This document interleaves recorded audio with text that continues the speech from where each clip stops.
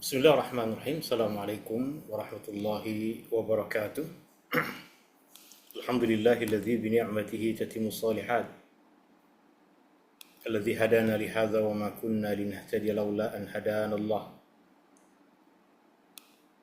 Asyhadu an la ilaha illallah wahdahu la syarika lah. Wa asyhadu anna Muhammadan 'abduhu wa rasuluh. Allahumma shalli ala Muhammad wa ala ali Muhammad. كما صليت على آل إبراهيم إنك حميد مجيد اللهم بارك على محمد وعلى آل محمد كما باركت على آل إبراهيم إنك حميد مجيد سبحانك لا علم لنا إلا ما علمتنا إنك أنت السميع العليم اللهم إنا نسألك علما نافعا ورزقا طيبا وعملا متقبلا ربنا آتنا في الدنيا حسنة وفي الآخرة حسنة وقنا عذاب النار وصلى الله على النبي محمد والحمد لله رب العالمين. Sebelum saya mulakan majlis ilmu ini, saya nak pastikan tuan-tuan dan puan-puan boleh dengar suara saya? Boleh Ustaz. Saya tak pasti suara saya okey ke? Okey. Alhamdulillah okey Ustaz. Okey, Okey terima kasih. Ustaz. Okey. Alhamdulillah, tuan-tuan dan puan-puan yang dirahmati Allah Subhanahu wa taala. Ini adalah perjumpaan kita yang ke-18 dalam ayat dan hikmah surah An-Nur, di mana tafsir Al-Imam Ibn Katsir adalah tafsir yang menjadi rujukan utama kita di dalam majlis ilmu ini.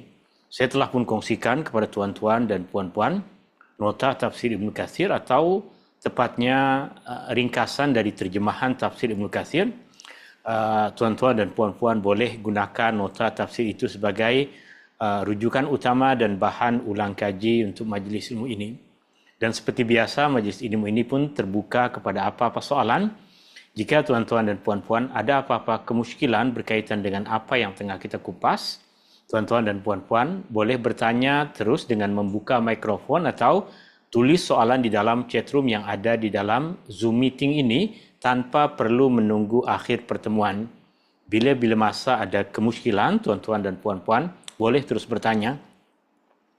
Dan apa yang kita akan kupas dalam majlis ilmu kita di petang hari ini adalah ayat yang ke-43 sehingga ayat yang ke-45 dari surah An-Nur. Surah An-Nur, seperti yang telah kita kupas, masuk dalam himpunan surah-surah Madaniyah, surah yang diturunkan di Madinah selepas Rasulullah sallallahu alaihi wasallam hijrah. Dan di dalam mushaf Al-Quran ia boleh kita jumpai pada susunan yang ke-24. Tema utama dari surah yang mulia ini adalah agama yang Allah turunkan adalah cahaya yang menerangi diri kita, keluarga kita dan masyarakat kita. Isi kandungan dari surah An-Nur boleh kita bahagi kepada dua isi kandungan utama. Yang pertama adalah menghindari perbuatan keji. Ini Allah Subhanahu wa taala sebutkan mulai dari ayat yang pertama sehingga ayat yang ke-26, dan mula dari ayat yang ke-27 sehingga akhir ayat yaitu ayat yang ke-64 dari surah An-Nur, Allah Subhanahu wa taala menyebutkan tentang adab-adab yang patut ada pada diri kita orang yang beriman. Dan pada ayat-ayat yang tengah kita kupas ini, Allah Subhanahu wa taala menyebutkan adab yang paling penting, yaitu adab kita kepada Allah Subhanahu wa taala. Adab kita sebagai seorang hamba, adab kita sebagai orang yang beriman kepada Allah Subhanahu wa taala. Ini ayat-ayat yang insya-Allah kita akan kupas dalam majlis ilmu kita di petang hari ini. Ayat yang ke-43 sehingga ayat yang ke-45. Tiga matlamat kita, tiga tujuan utama kita di dalam majlis ilmu ini. Yang pertama adalah kita memahami setiap perkataan-perkataan yang Allah Subhanahu wa taala sebutkan di dalam ayat-ayat yang tengah kita kupas. Yang kedua, kita boleh memahami huraian Al-Imam Ibn Katsir rahimahullahu taala. Dan yang ketiga yang paling penting adalah kita boleh mengambil pengajaran dari ayat-ayat yang kita bahas. Kita boleh mengambil pengajaran yang berkaitan dengan keimanan dan penghambaan diri kita kepada Allah Subhanahu wa taala. Kita boleh mengambil pengajaran yang boleh memperbaiki kehidupan kita. Kita boleh mengambil pengajaran yang boleh mempercantik penghambaan diri kita kepada Allah Subhanahu wa taala. Kita mulakan dengan ayat yang ke-43. Pada permulaan ayat ini Allah Subhanahu wa taala berfirman, A'udzubillahi minasyaitonir rajim. Alam tara annallaha yuzji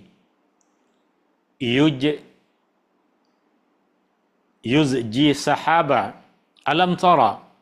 A bermaksud adakah, lam bermaksud tidak. A, lam, dua perkataan. A bermaksud tidak, A bermaksud adakah, lam bermaksud tidak. Ketika dua perkataan ini digabungkan, ia boleh kita terjemahkan dengan maksud adakah tidak atau tidakkah. Alam, adakah tidak atau tidakkah. Perkataan tara bermaksud engkau melihat, kamu melihat. Di mana huruf ta pada perkataan tara itu yang bermaksud engkau, itu yang bermaksud kamu. Tara, kamu melihat. Annallah, bahawa sesungguhnya Allah. Yuzji sahaban. Perkataan sahab bermaksud awan. Perkataan sahab bermaksud awan. Perkataan yuzji bermaksud menggerakkannya secara perlahan. Menggerakkan awan dengan perlahan. Yujzi sahaban. Dia menggerakkan dengan perlahan sahaban, awan. Kita tengok di luar sana, di langit, kita nampak awan yang berwarna putih bergerak dengan perlahan. Allah Subhanahu wa taala menggerakkan awan tersebut dengan pergerakan yang perlahan, sehingga pada banyak keadaan kita melihat seakan-akan awan tersebut tidak bergerak, padahal ia bergerak. Allah Subhanahu wa taala yuzji sahaban. Allah Subhanahu wa taala menggerakkan awan tersebut dengan perlahan. Al-Imam Ibnu Katsir rahimahullahu taala, beliau mengatakan Allah menyebut pada permulaan ayat ini bahwa dia menggerakkan awan dengan kekuatannya, kekuasaannya ketika awan mula terbentuk dalam keadaan yang lemah, bergerak dengan perlahan. Thumma yu'allifu bainahu. Thumma yu'allifu bainah. Perkataan thumma bermaksud kemudian. Perkataan yu'allif bermaksud menghimpunkan, menyatukan. Yu'allif bainahu, antaranya, antara satu awan dengan awan yang lain. Allah Subhanahu wa taala himpunkan. Yu'allif, menghimpunkan. Al-Imam Ibnu Katsir mengatakan, kemudian Allah Subhanahu wa taala menghimpunkan bahagian-bahagian awan setelah ia bertebaran. Tsumma yaj'aluhu rukama. Tsumma bermaksud kemudian. Yaj'aluhu, dia menjadikannya. Allah menjadikannya. Allah menjadikan awan tersebut rukaman, bertumpuk-tumpuk, bertindih-tindih. Rukam. Perkataan rukam di dalam bahasa Arab ianya digunakan untuk benda yang bertindih-tindih, benda yang bertumpuk-tumpuk dengan bentuk yang nampak macam tak tersusun. Ketika kita letakkan batu dengan tersusun rapi, lurus, ia tidak namakan rukam.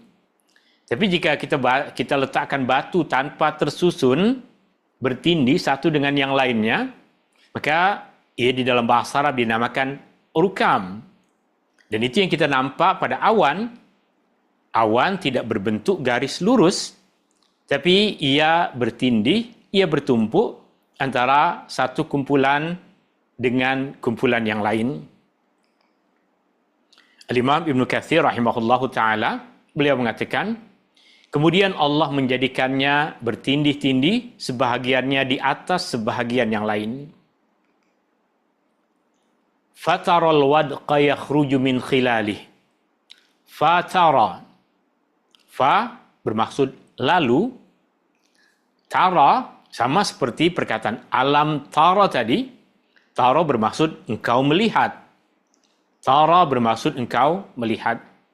Tapi mungkin tuan-tuan dan puan-puan ternampak pada perkataan tara di permulaan ayat tadi, alam tara, tidak ada alif maksurahnya. Apa maksud alif maksurah?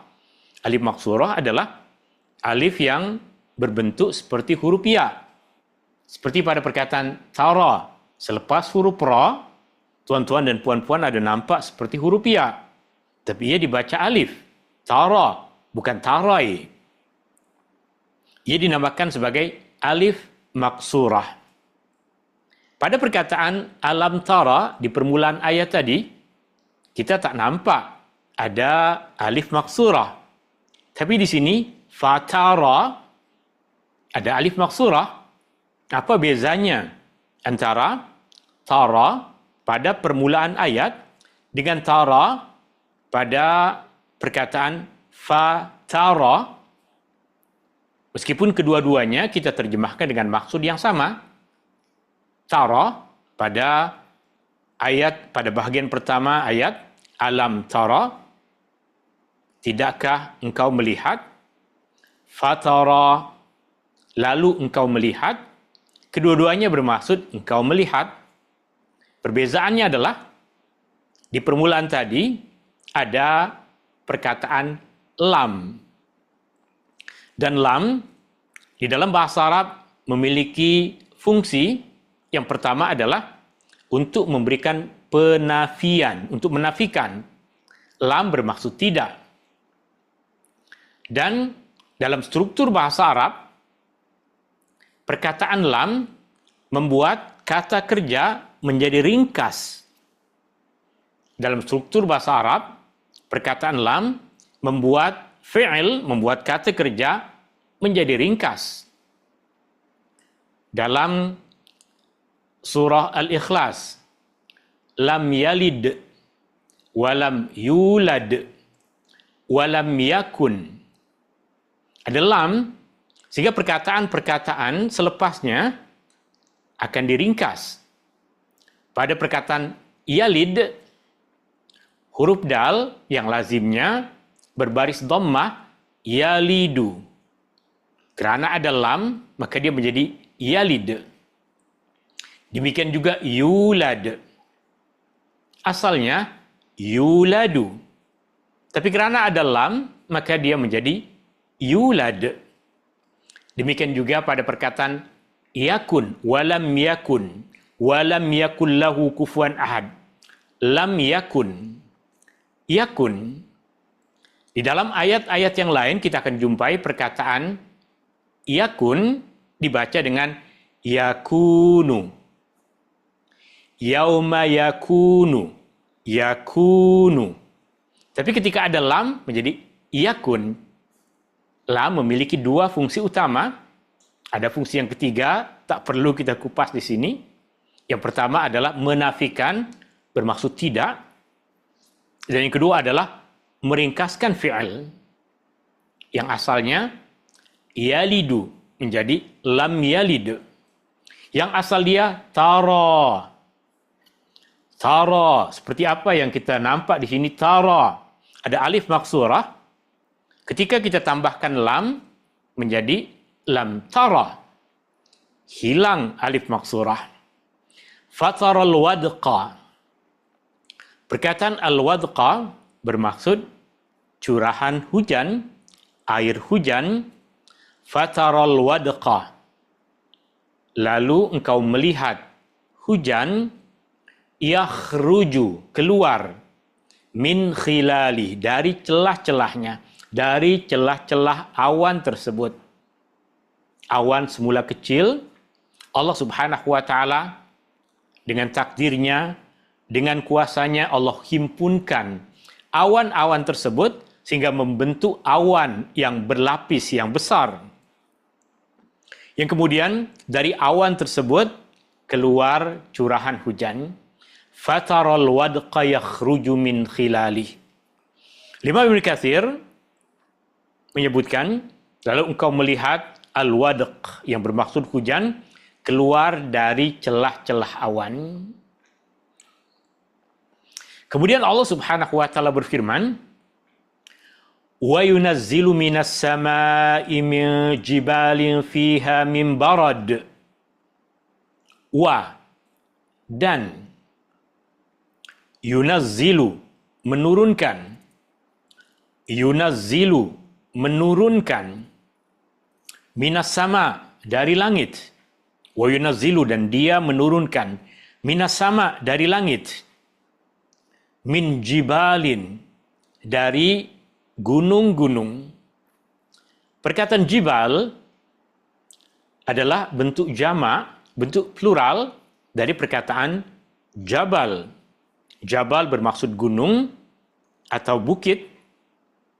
Secara makna asal perkataan jabal bermaksud bukit batu.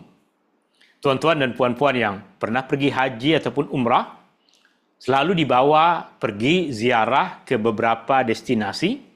Di antaranya adalah pergi untuk melawat Jabal Uhud. Bukit itulah yang dinamakan sebagai Jabal. Tuan-tuan yang dah pergi haji, wukuf di Padang Arafah, akan nampak Jabal Rahmah. Ketika kita pergi ke tempat awal diturunkannya wahyu kepada Rasulullah sallallahu alaihi wasallam, kita juga akan melihat bukit-bukit yang ada di Mekah. Setiap bukit tersebut dinamakan sebagai Jabal. Dan perkataan Jibal adalah bentuk jamak, bentuk plural dari perkataan Jabal. Jabal, satu bukit. Jibal, bukit yang banyak. Jabal, gunung. Jibal, gunung-gunung. Gunung yang banyak. Tapi di sini, kita ada kemuskilan. Adakah di langit, di atas sana tempat turun hujan tadi, ada bukit? Kita tahu tak ada. Tak ada bukit di atas langit sana. Yang ada hanyalah awan. Maka ayat ini kita fahami dengan maksud Allah Subhanahu wa taala menyebutkan kepada kita perkataan jibal untuk maksud bukit awan ataupun awan yang besar seperti gunung, awan yang besar seperti bukit. Allah Subhanahu wa taala terkadang menggunakan perkataan bukit untuk maksud perahu, bahtera, untuk menunjukkan bahawa perahu tersebut besar seperti bukit. Allah sebutkan perkataan gunung. Di dalam surah Ar-Rahman, Allah Subhanahu wa taala, jika di hadapan tuan-tuan dan puan-puan ada mushaf Al-Quran, tuan-tuan dan puan-puan boleh tengok surah Ar-Rahman. Surah Ar-Rahman adalah surah 55. Surah 55. Ayat 24. Allah Subhanahu wa taala berfirman, "Walahul jawaril munsya'atu fil bahri kal a'lam." Perahu-perahu besar yang membawa barang-barang yang besar berlabuh di tengah lautan, kal a'lam, seperti bukit. Allah Subhanahu wa taala menyebutkan perkataan bukit untuk menggambarkan sesuatu yang besar. Maka di sini, di dalam ayat ini, wa yunazzilu minas sama, dan Allah menurunkan dari langit. Langit yang dimaksud di sini adalah tempat di mana kita melihat awan. Bukan langit tempat para malaikat, bukan langit tempat yang Nabi SAW melakukan perjalanan Isra dan Mi'raj, tapi langit yang disebut di sini adalah langit yang apabila kita keluar dari bilik rumah kita sekarang, tengok ke atas, nampak ada awan, itulah perkataan as-sama di dalam ayat yang tengah kita kupas ini. Wa yunazzilu minas sama, dan Allah menurunkan dari langit. Min jibalin fiha, dari gunung-gunung yang besar yang ada di sana, yang ada di langit. Bukit-bukit yang besar, jibal, yang ada di dalam ayat ini adalah satu kata ungkapan untuk mengungkapkan maksud awan yang besar. Awan yang besar yang bentuknya seperti bukit. Awan yang besar yang bentuknya seperti gunung. Min barad, Allah Subhanahu wa taala turunkan ketulan ais, hujan batu ais. Perkataan barad berasal dari lafaz yang bermaksud sejuk. Perkataan barad berasal dari perkataan yang bermaksud sejuk. Dan di dalam ayat ini, kita fahami dengan maksud ketulan ais yang Allah Subhanahu wa taala turunkan dari langit. Dan perkara ini di banyak negeri sering terjadi, di mana hujan ais ini bukan salji, kita bukan tengah berbicara tentang salji. Salji turun dengan lembut. Sedangkan hujan batu ataupun hujan ketulan ais ini, ketika dia turun, dia boleh menghancurkan apa yang ada di tanah, apa yang ada di bumi. Wa yunazzilu minas sama'i min jibalin fiha min barad. Artinya, pada bahagian ayat yang telah kita pelajari sehingga setakat ini, Allah Subhanahu wa taala menyebutkan dua perkara yang kedua-duanya Allah turunkan dari langit. Yang kedua-duanya Allah Subhanahu wa taala turunkan dari awan. Yang pertama adalah hujan, yang kedua adalah barad. Yang pertama adalah al-wadq yang disebutkan di dalam bahagian ayat yang tadi kita kupas. Yang kedua adalah barad yang bermaksud hujan batu ataupun ketulan-ketulan ais. Hujan air selalunya akan memberikan keseronokan, akan menyirami tanah yang kering, sedangkan barad selalunya akan merusak dan menghancurkan. Maka dari sesuatu yang Allah Subhanahu wa taala cipta, dari sesuatu yang Allah Subhanahu wa taala berikan kepada manusia, yaitu awan, ia boleh menghasilkan dua perkara yang berbeza. Yang satu mendatangkan kebaikan, yang satu mendatangkan keburukan. Imam Ibnu Katsir nanti akan mengupas perkara tersebut. Kita tengok dulu bahagian fayusibu bihi may yasha wa yasrifuhu amman yasha. Fa, lalu, yusibu, dia menimpakan, bihi, dengannya, yusibu bihi, Allah menimpakan dengannya, atau di sini kita terjemahkan dengan Allah menimpakan hal itu. Perkataan bihi di dalam ayat ini boleh jadi tertuju sama ada kepada perkataan barad yang bermaksud ketulan-ketulan ais tadi, hujan batu ais, ataupun tertuju juga kepada perkataan al-wadq yang bermaksud air hujan, hujan air. Fayusibu bihi, Allah menimpakannya. Mayyasha, sesiapa yang Allah kehendaki. Wa yasrifuhu, dan Allah memalingkannya, Allah jauhkan ia. Ammayyasha, dari sesiapa yang dia kehendaki. Di sini Al-Imam Ibnu Katsir mengupas apa yang tadi sedikit kita sampaikan. Beliau mengatakan, boleh jadi yang dimaksudkan oleh bahagian ayat ini, Allah timpakan ia kepada sesiapa yang Allah kehendaki, dan Allah jauhkan ia dari sesiapa yang Allah kehendaki. Apakah perkataan ia di dalam bahagian ayat ini? Boleh jadi yang dimaksudkan adalah apa sahaja yang turun dari langit, sama ada hujan air ataupun hujan batu ais.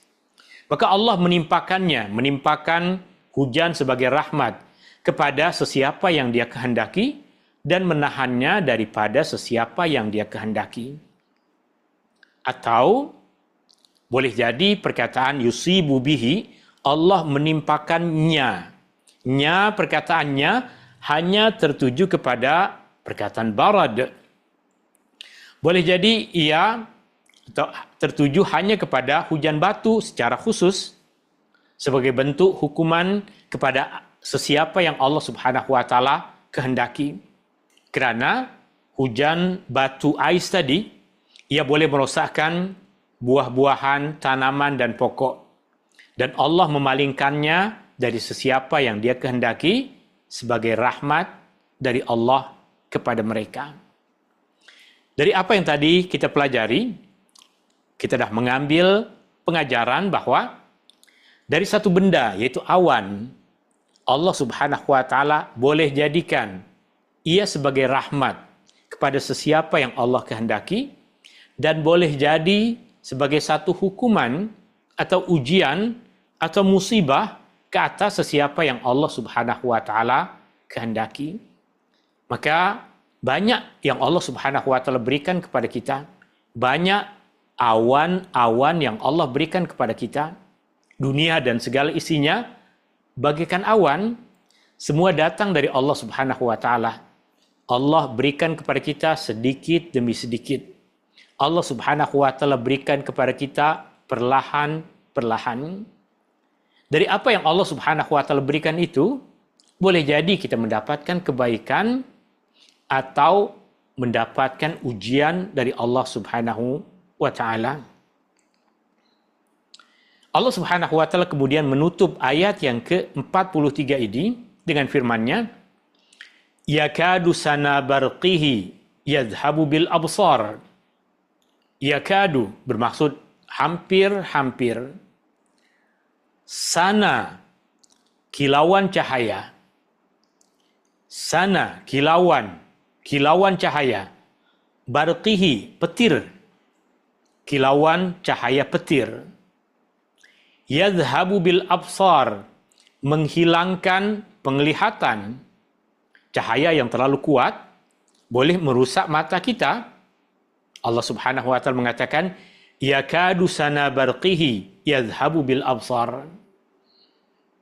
Tentunya ia menjelaskan tentang keadaan ketika kilauan cahaya petir menghantam sesuatu dan pada masa itu mata kita memandang ke tempat tersebut, seakan-akan hampir-hampir kita kehilangan penglihatan sebab cahaya yang terlalu besar. Apa pengajarannya dalam kehidupan kita? Cahaya satu kenikmatan dari Allah. Tapi ketika kenikmatan dari Allah Subhanahu wa taala datang kepada kita dalam jumlah, dalam bilangan, dalam bentuk yang terlalu besar, ia boleh membutakan kita. Ia boleh membuat kita kehilangan pandangan. Dengan orang lain sudah tak kenal, dengan jiran dah tak kenal, dengan saudara mara sudah tak kenal, sebab terlalu besar kenikmatan yang Allah Subhanahu wa taala berikan kepada kita. Allah Subhanahu wa taala menjelaskan makna ini di dalam Al-Quran. Boleh tuan-tuan dan puan-puan buka mushaf Al-Quran. Kita tengok.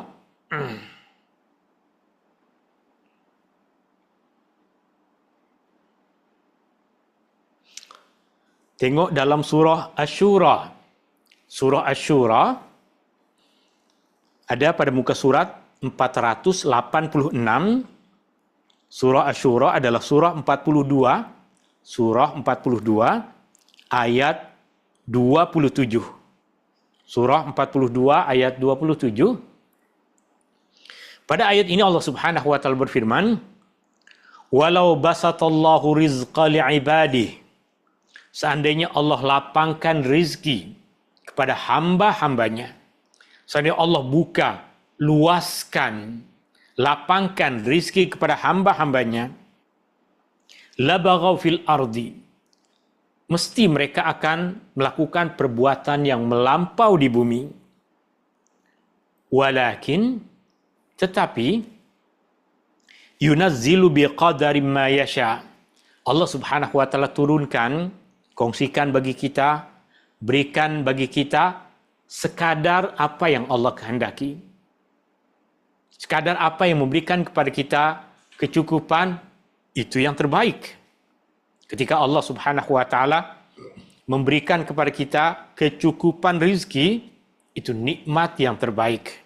Kerana ketika diberikan sesuatu yang melampau, la baghaw fil ardi, atau jika kita mengambil pengajaran dari ayat yang tengah kita kupas ini, yakadu sana barqihi yadhhabu bil absar, hampir-hampir kilauan cahaya petir menyilaukan penglihatan, menghilangkan pandangan penglihatan kita.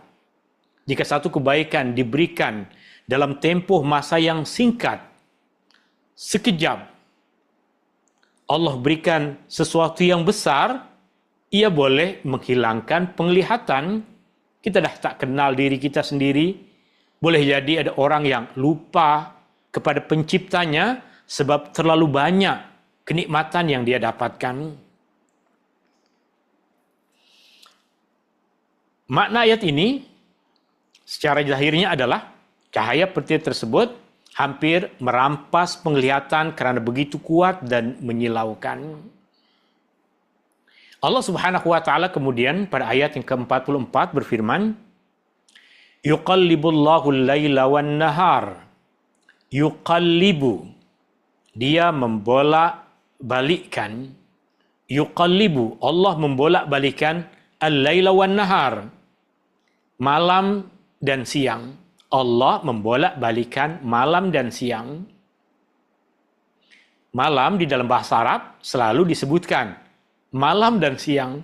Dalam ungkapan bahasa Melayu, siang dan malam. Dalam ungkapan bahasa Arab, dalam ungkapan Al-Quran, selalunya kita akan jumpai al-laila wan-nahar, malam dan siang. Kerana malam yang bermaksud kegelapan adalah lebih dahulu dicipta oleh Allah Subhanahu wa taala dibandingkan dengan cahaya, dibandingkan dengan matahari yang menjadi penyebab datangnya siang.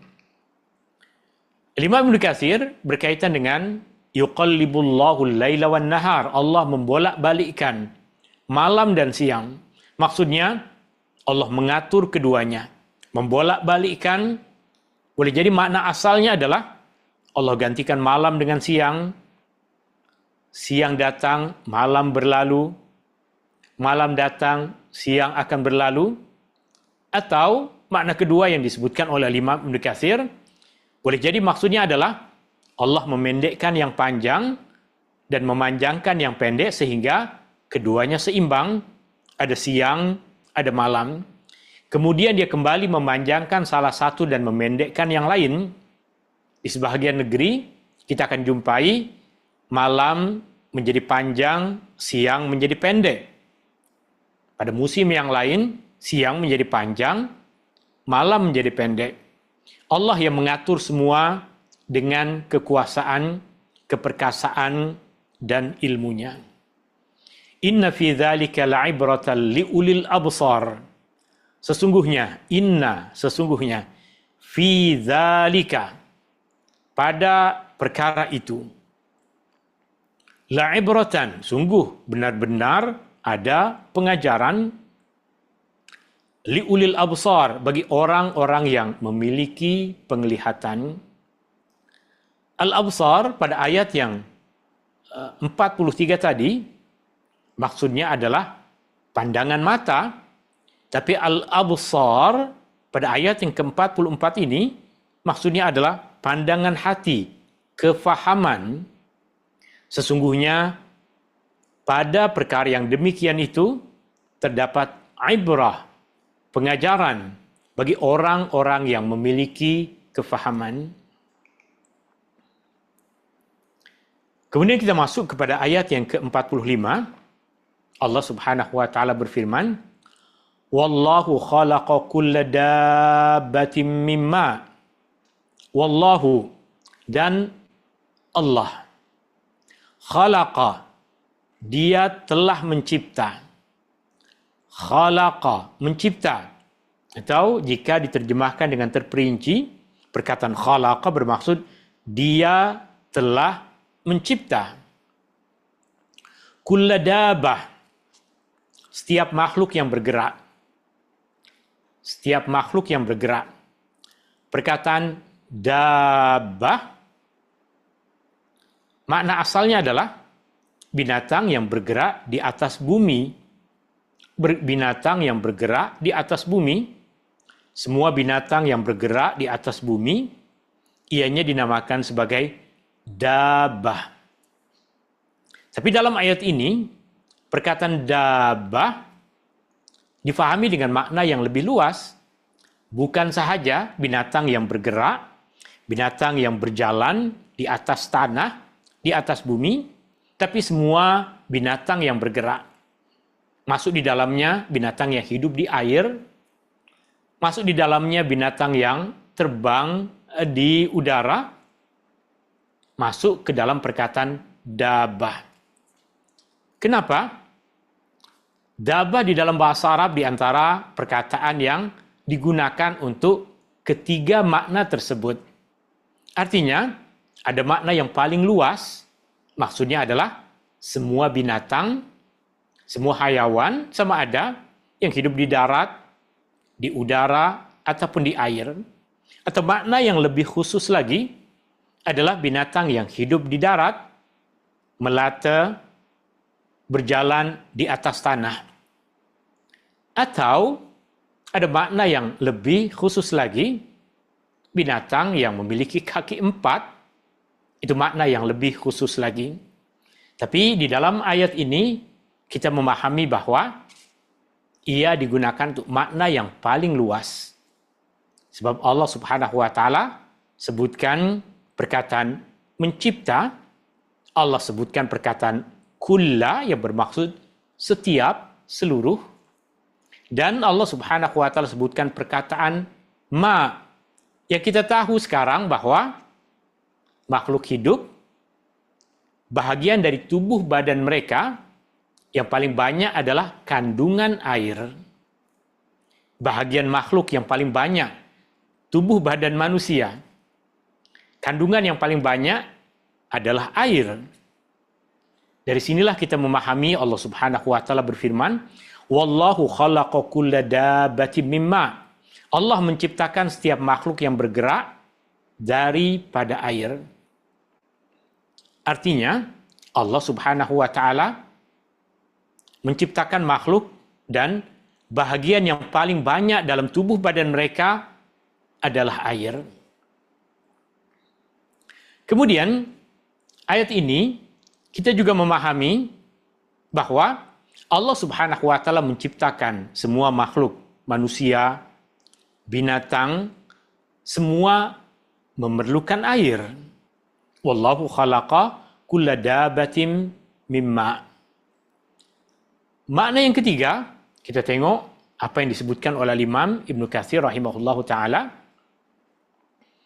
Allah menyebut kekuasaannya yang sempurna dalam menciptakan makhluk-makhluk yang berbeza bentuk, warna, gerakan, sifat, semua berasal daripada air yang sama. Air adalah satu zat yang sama. Tapi dari air tersebut, Allah Subhanahu wa Ta'ala menciptakan makhluk-makhluk yang berbeza bentuk, warna, gerak, dan sifatnya. Menunjukkan kuasa Allah Subhanahu wa Ta'ala untuk mencipta, menunjukkan kuasa Allah Subhanahu wa Ta'ala untuk melakukan apa yang Dia kehendaki. Kemudian Allah Subhanahu wa Ta'ala menyebutkan tentang keadaan sebahagian dari makhluk-makhluk yang Allah cipta. Faminhum, maka, lalu, minhum, di antara mereka, di antara makhluk-makhluk yang Allah ciptakan tersebut, mayyamshi ala batni, ada yang berjalan di atas perutnya. Ada yang berjalan dalam keadaan perutnya akan sentiasa menampal di atas tanah. seperti ular dan seumpamanya. Contoh yang disebutkan oleh Al-Imam Ibnu Katsir. Wa minhum may yamshi ala rijlain.